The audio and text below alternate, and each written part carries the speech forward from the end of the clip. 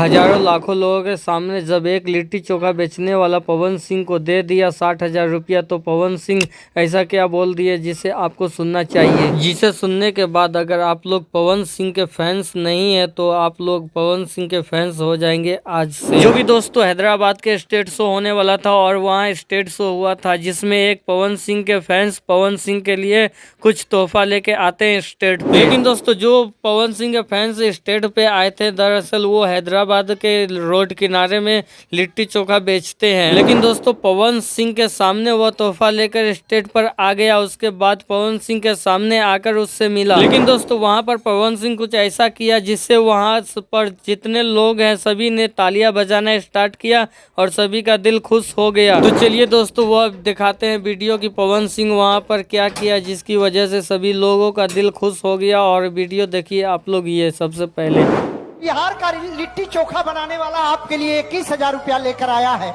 यहाँ लिट्टी चोखा बनाकर बेचता है। मैं चाहता हूँ उसका पुरस्कार आप जरूर ग्रहण कर लें। इधर आइए।